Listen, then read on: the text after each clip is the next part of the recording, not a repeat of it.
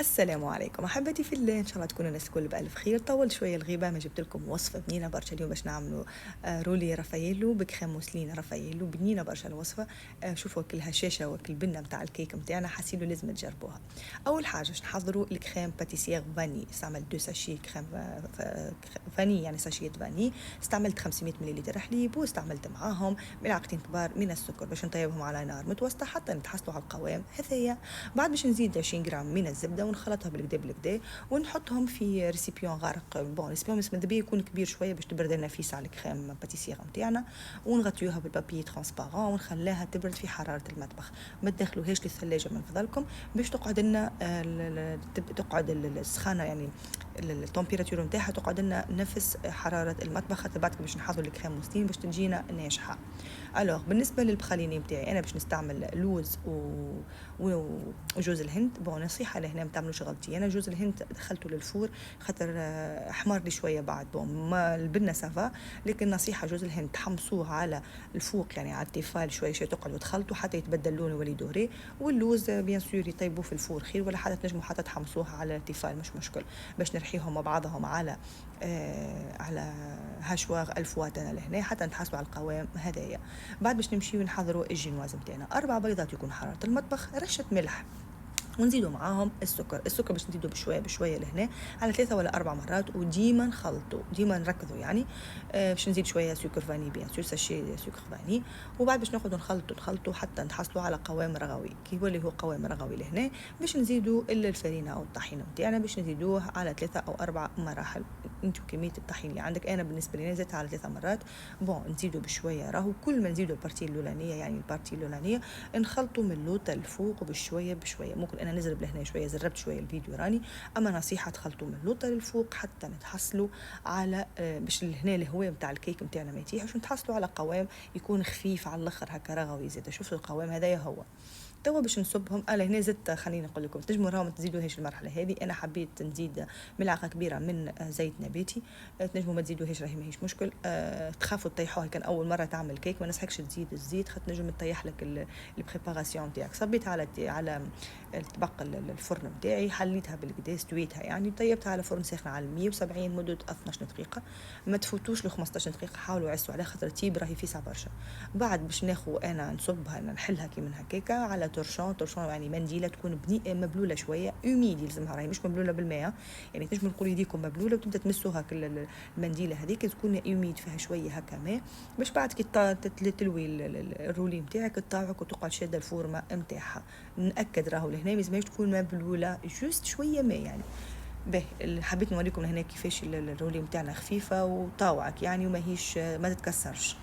به دونك هنا باش نرولاها. جوست قبل ما نرولاها حبيت نستوي انا شويه، قصيت شويه هنا من البارتي هذه، جوست باش بعد كي نرولاها تشد لي الفورمه. بعد كي نرولاها ونحط لها الكريمه تلقاها مزيانه، يعني الدوره نتاعها مزيانه. نجموا ما تعملوش الايتاب هذه، انا جوست نعملها يعني باش تجيني بعد مزيانه منظرها. دونك توش نخليها ترتاح حتى نحضروا الكريم موسلين. بالنسبه للكريم موسلين باش ناخذ الكريم باتيسير اللي ما ندخلناهاش للثلاجه، ناكد عليها الحكايه دي، باش نخلط بالكدا بالفوي حتى تولي الكريمي الخليط نتاعنا. باش نزيد الزبده لهنا اللي هي 230 غرام زبده حراره المطبخ، يعني طلعتها من الثلاجه من بكري، عندها قرابه 3 4 سوايع من طلعت من الثلاجه. بعد ما تحصل على الكريم موسلين نتاعنا باش نزيد ملعقتين كبار من البات اللي حضرتها قبيلي نتاع الرافاييل وهذيك. نحيت شويه انا من الكريم باش نزين بها من الفوق، وفوالا باش نخلط بالكدا حتى نتحصل على كريم موسلين رافاييل. وشوفوا ما شاء الله القوام قداهاش بنا. الوغ بعد شنو باش نعملوا؟ باش ناخذ الكيكه نتاعنا الرولي نتاعي، يعني باش نحاول هنا سيسوه بربي البنات في عقلكم، يعني يحلوها بشويه بشويه. انا باش نحي الكوش الفوقانيه ديك الكل باش نعملها بايدي، جوست نحاها. علاش نحي فيها؟ جوست باش بعد الكيك نتاعنا تشرب لنا الصوص، مش الصوص، تشرب لنا الكريمه نتاعنا، يعني تدخل فيها وتشربها هذيك كل عازت. دونك انا نحيتها الكل، قرقشتها وخذيت الكريمه نتاعي. تنجموا تصبوا بشويه بشويه، انا صبيتها الكل. وبعد باش نستويها بالكدا يعني. وبعد ما نستويها كان فما زيت بالطبيعه باش نخرج ونخليه نطلعه، يعني كان ما استحقيتش فما زيت سي بون سي با لا بي. اما انا راهو هذا تشوفوا في الفيديو كيفاش باش نستويها. باهي لهناش نجموا نزيدوا هنا، نجموا نزيدوا شويه كان عندكم لوز كونكاسي، كان عندكم جوز الهند اللي جا فضلك شويه، يعني انت حمصت برشا على التيفال وترش عليه زاد ياسر يبننها لك بعد تحس هكا وانت تاكل فيها مطعم نتاع رافاييلو. كان تحبوا تشريوا اصلا الكعب رافاييلو يعني، وترش تبقى تقصوهم تروف جويدات وترشوا على الكيك كامله زيتوا وانت ترولاها كي تجي تاكل تحس طعم الرافاييلو. انا راني ما عملتش هكاكا، جوست حبيتها هكاك، وحبيت في الوسط نعمل جوست هكا ديبول رافاييلو وفوالا كيما تشوفوا في الفيديو هكاك عملتهم هكا باش نرولاها على كبرها يعني على طول هكاك تحس طعم وين اي مورسو يجي فيه طرف رافاييلو. اما تنجموا راهو اللي تابا دي ما تعملوهاش مش مشكل، جوست انا حبيت هكاك. بون زدت فوقها شويه كريمه انا على لي بول رافاييلو باش نروليو تويكا. كي تجي تروليو حاولوا تروليو بشويه بشويه، وزيد حاولوا يعني ما تخرجوش برشا هك الكريمه هذيك يعني، وتكبسوا في نفس الوقت. خاطر كي تكبسوا علاش كي تكبسوا الكريمه باش تدخل لنا الكل في تقعد لنا موجوده في الرولي نتاعنا. كما تكبسوهاش وترخفوها باش تجيكم هكا يعني ما تجيكمش مكبوسه، ما تجيكمش مزيانه، وتجيكم محلوله هكايا الكيك نتاعكم كاينها هكا. ما فهمتش كيفاش نفسرها لكم حاسيل.